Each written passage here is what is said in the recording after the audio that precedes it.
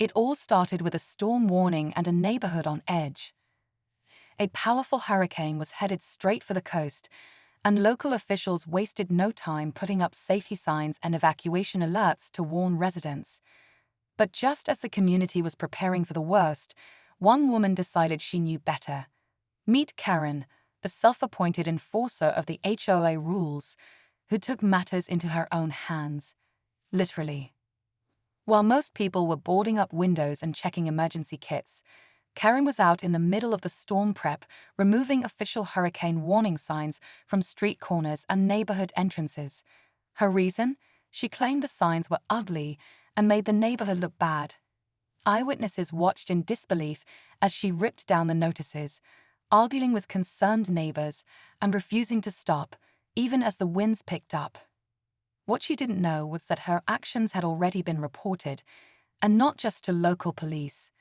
When the Coast Guard got involved and caught her in the act, the situation escalated fast. She wasn't just facing angry neighbors anymore. She was facing arrest, and a charge no one saw coming: public endangerment. So what happened next? How did a hurricane warning turn into a neighborhood scandal and federal arrest? Stick around, because this story is just getting started.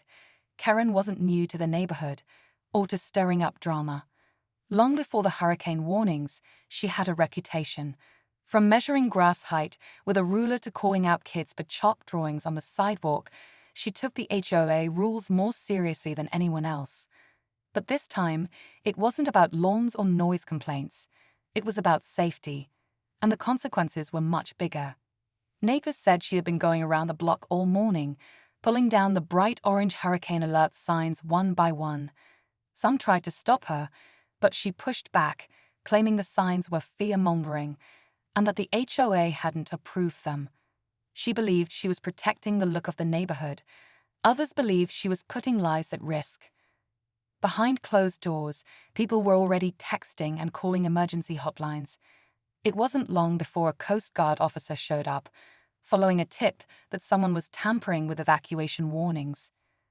By the time they arrived, the storm was even closer, and Karen was still arguing in the street with a local volunteer who had been putting the signs back up.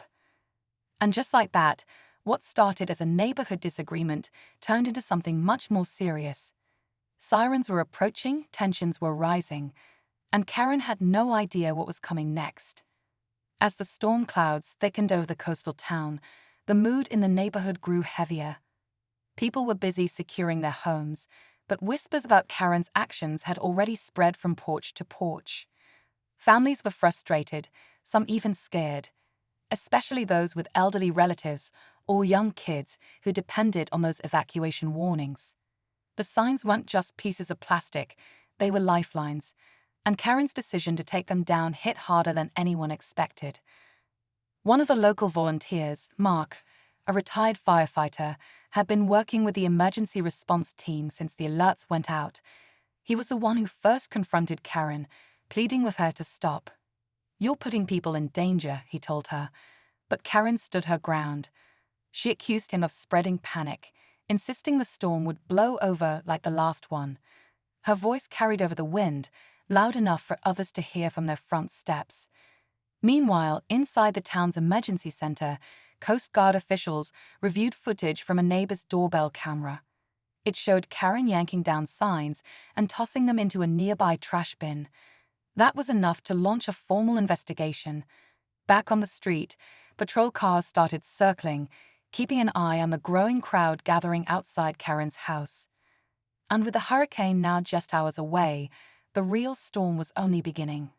By late afternoon, the winds were picking up, and the first signs of the hurricane's outer bands began to lash the coast. Sandbags lined doorsteps, windows were boarded up, and families were tuning into emergency radio broadcasts for updates. But on one quiet street, the biggest storm wasn't in the sky. It was right on the pavement. Karen's actions had sparked a kind of chaos that no one was prepared for. A few neighbors, already upset, began organizing a last-minute group chat to document what was happening. Photos of missing warning signs and voice notes describing Karen's behavior started circulating. Some residents even began questioning the HOA board itself, How had she gained so much influence? One woman, Lisa, who had previously kept to herself, came forward claiming Karen had once blocked her request to install a storm shutter because it didn't match the neighborhood aesthetic. Her story wasn't the only one. As the Coast Guard patrol grew more visible, Karen doubled down, standing in her driveway with crossed arms and a clipboard, shouting that she had the right to protect the image of the neighborhood.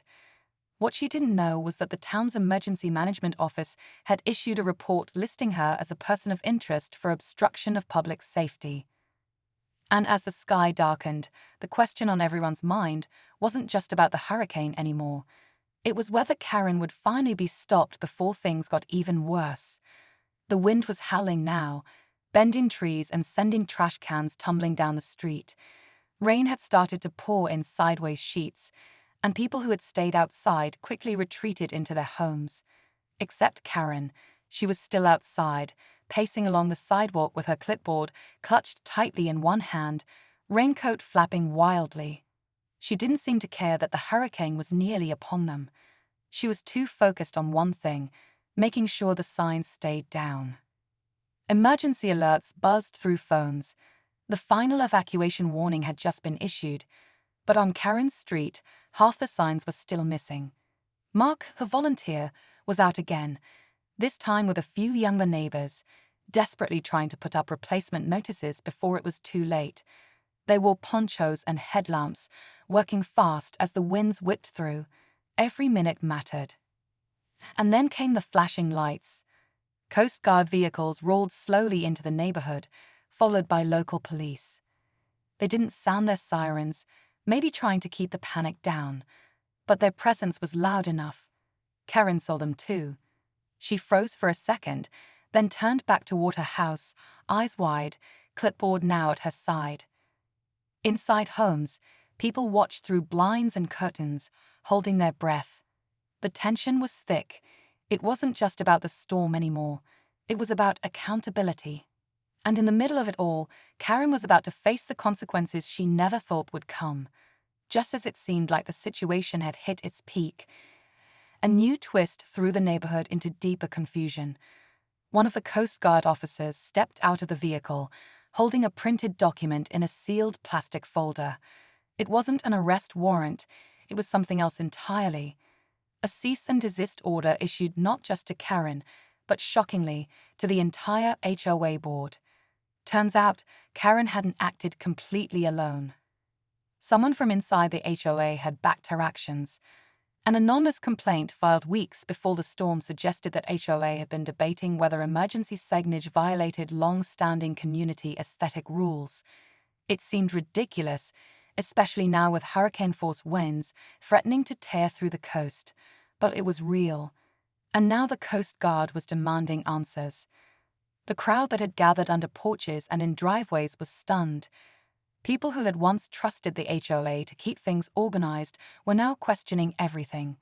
Had Karen just been following silent orders, or had she used a technicality to act out her own personal mission? Tension crackled in the air as hard as the storm itself. With the hurricane nearly making landfall, neighbors weren't just facing nature's fury, they were facing a leadership crisis. And while Karen stood frozen in the rain, the real storm, both literal and political, was about to break loose. The wind rolled like a freight train, windows rattled, and palm trees bent under the weight of the storm. Emergency sirens echoed in the distance as the Coast Guard, police, and emergency volunteers moved with urgency. Karen stood motionless as officers approached, clipboards soaked, eyes darting between them and the growing crowd of neighbors watching from a safe distance. She was finally ordered inside, not arrested, but placed under official observation for obstructing emergency response efforts. But the bigger fallout was just beginning. Inside the HOA clubhouse, which had been converted into a temporary emergency response hub, officials uncovered email exchanges. The twist? Karen wasn't just following a vague HOA discussion. She'd forged a fake policy memo claiming the board had banned unauthorized signage. That's what she'd shown neighbors and even a few board members to justify her actions. It all unraveled fast. By the time the Coast Guard confirmed the forgery, A full HOA board meeting was called via emergency conference line, most of them shocked to learn they'd been manipulated. Karen's plan hadn't just endangered her neighbors, it had exposed deeper issues of power and control inside the HOA.